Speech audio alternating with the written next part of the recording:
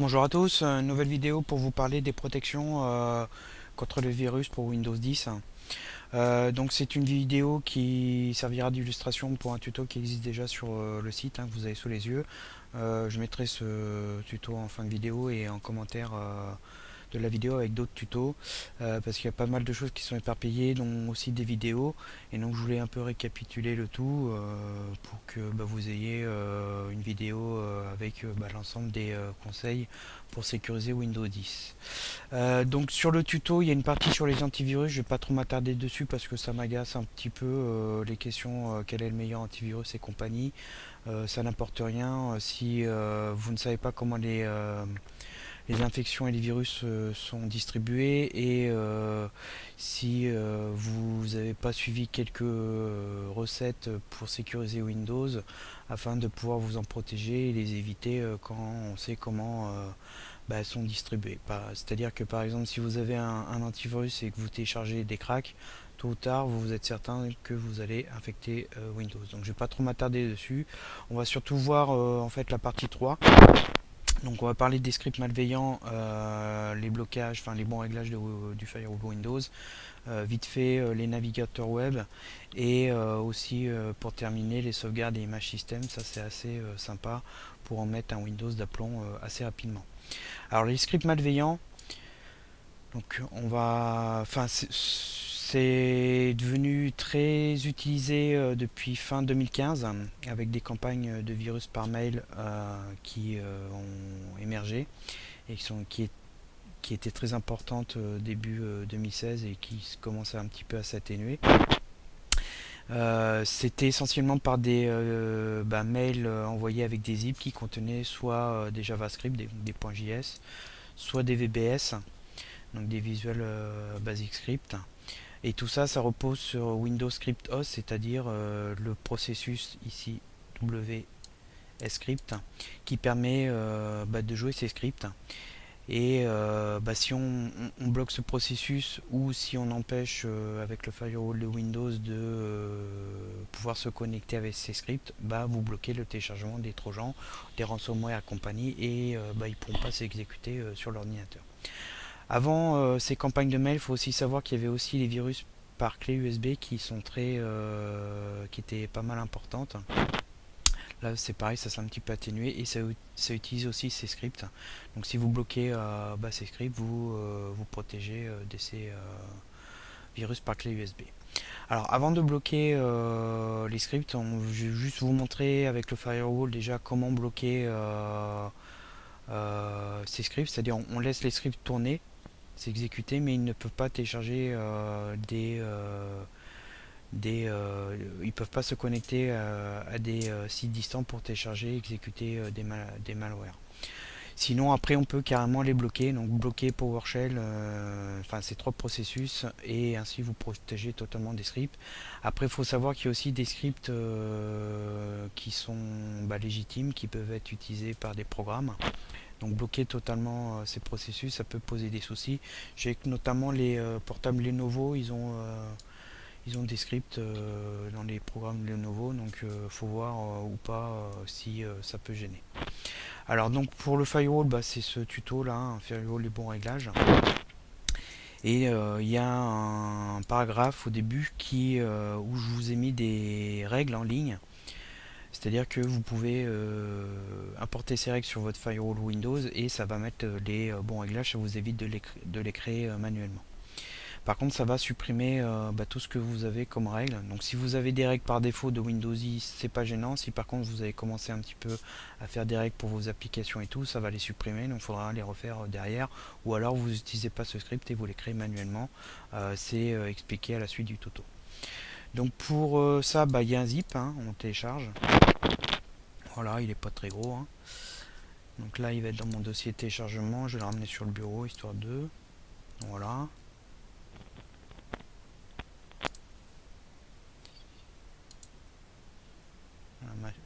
La VM rame un peu. Hop. Voilà. Et après, vous décompressez par un clic droit. Si vous avez cette zip, vous faites extraire ici. Sinon, vous avez aussi extraire tout de Windows. Et donc il y a deux fichiers, donc ça c'est les règles, et ça c'est juste un script PowerShell qui permet de tester les connexions sortantes. C'est à dire que si vous exécutez ce script, il va se connecter au site Malécal, et il va énumérer les pages, et donc ça vous permet de vérifier si la connexion est interdite pour PowerShell.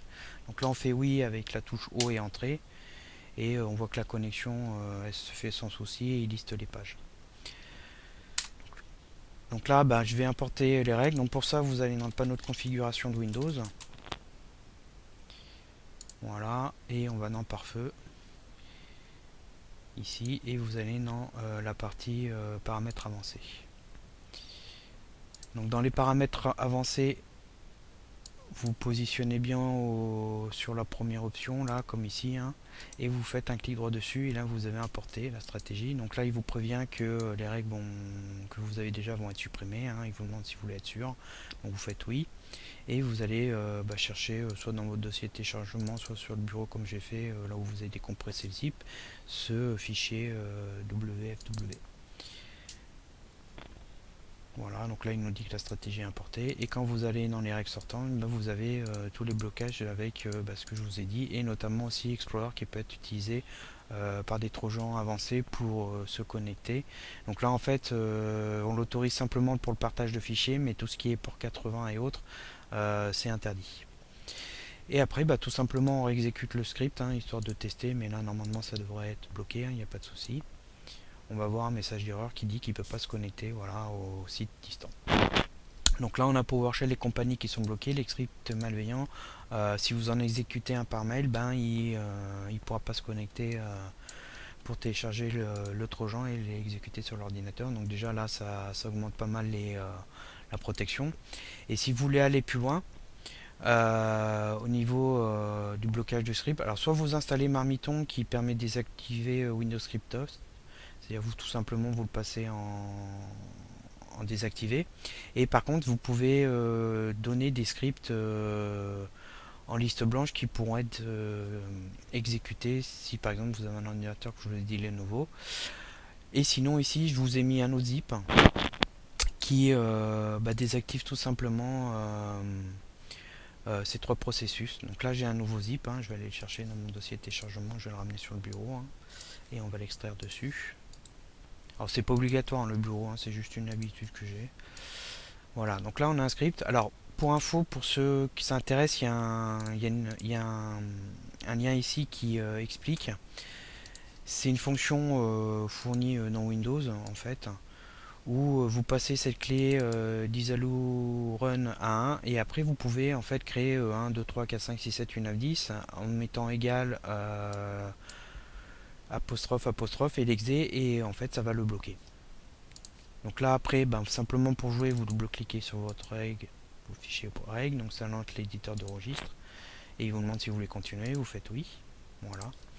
Et si on fait un clic droit exécuter et on essaye de lancer par exemple W script, et maintenant on nous dit que l'opération est annulée en raison de restrictions sur l'ordinateur. C'est pareil, hein, si on veut lancer PowerShell maintenant,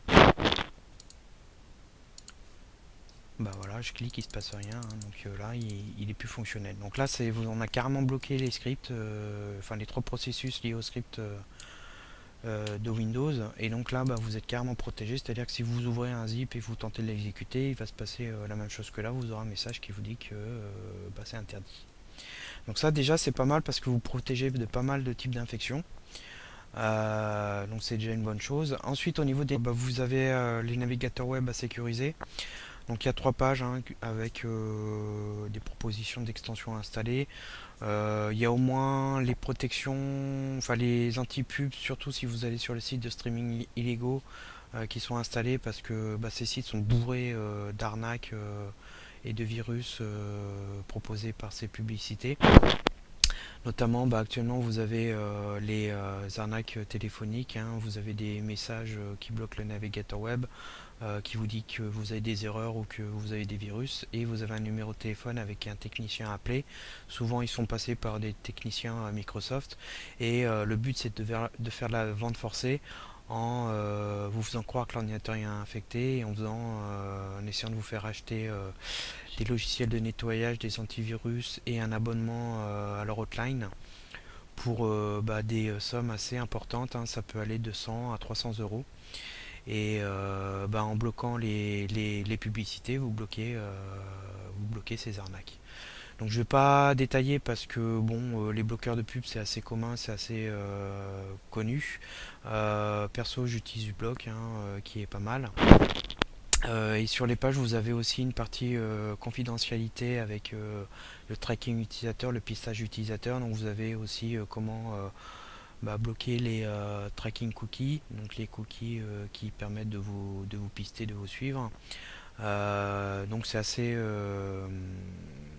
bien expliqué.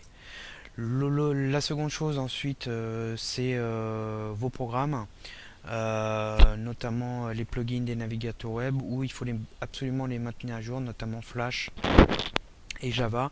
Java qui peut être désinstallé sauf si vous jouez à Minecraft et encore. Il est plus utilisé sur le web, donc normalement vous en avez plus besoin. N'hésitez pas à le désinstaller, il sert strictement à rien. En fait, en ayant des versions non à jour qui possèdent des vulnérabilités, vous pouvez, en surfant sur des sites, infecter votre ordinateur via des web exploits, ce qu'on appelle. Il y a une vidéo qui montre, hein, où par une simple visite d'un site web, vous pouvez charger un trojan sur votre ordinateur. Donc en maintenant vos plugins et logiciels, vous corrigez ces vulnérabilités, donc vous n'êtes pas vulnérable à ces attaques. Donc important. Et pour terminer, alors il y a aussi, là je ne vais pas trop détailler, activer les détections de PUP, donc les programmes potentiellement indésirables. Franchement, je suis pas certain que ça fasse une énorme différence, en tout cas au niveau de la protection. La plupart maintenant des méthodes de distribution, c'est énormément via des sites de crack. Donc si vous téléchargez pas de crack, vous êtes tranquille, vous aurez la paix. Vous ne pouvez pas infecter votre ordinateur avec ce... Enfin, il y a un peu de chance que vous infectiez votre ordinateur avec ce type de programme malveillant, sachant que en plus sur les cracks ils sont assez, enfin les packs, c'est-à-dire tous les logiciels malveillants qui sont installés, ils sont assez pénibles et ils sont de plus en plus proches des trojans au niveau des méthodes et de plus en plus difficiles à désinfecter. Donc franchement, évitez les cracks. Et donc pour terminer, les sauvegardes de vos documents, donc ça c'est important. Et il y a aussi une méthode qui consiste à créer une image système, c'est-à-dire que vous créez une image de votre Windows avec les applications installées, les mises à jour installées. Et en fait, cette image, elle peut être restaurée à tout moment. Donc ça, c'est vraiment génial quand votre Windows est planté. Si jamais vous avez fait une mise à jour et ça se passe mal, vous pouvez restaurer votre image.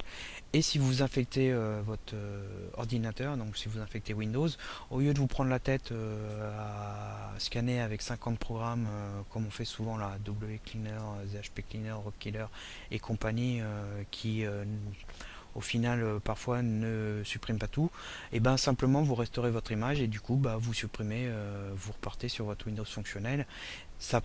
L'image à faire, ça prend 40 minutes environ.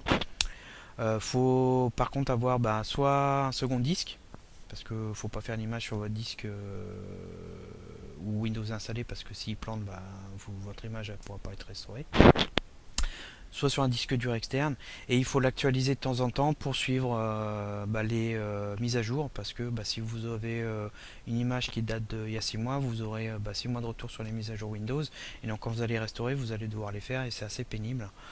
Surtout que comme vous le savez, hein, des fois Windows Update ça marche pas top, hein, ça se bloque et compagnie, donc les mises à jour Windows c'est galère, hein. Donc essayez d'actualiser votre image système en la faisant de temps en temps, en étant sûr bien sûr qu'entre temps vous n'avez pas infecté votre ordinateur. Donc pour ça il y a aussi des tutos sur le site qui vous permet de surveiller Windows et les programmes en cours de fonctionnement pour éventuellement déceler des trojans. Donc j'espère que cette vidéo vous a plu, n'hésitez pas à la partager et à noter, et suivez bien les conseils et surtout lisez bien tout le dossier en entier avec les méthodes de distribution de trojans, parce que comme je vous ai déjà dit, hein, si vous savez comment les trojans sont distribués, vous saurez aussi les éviter. Donc voilà, et je vous dis à bientôt pour de nouvelles vidéos.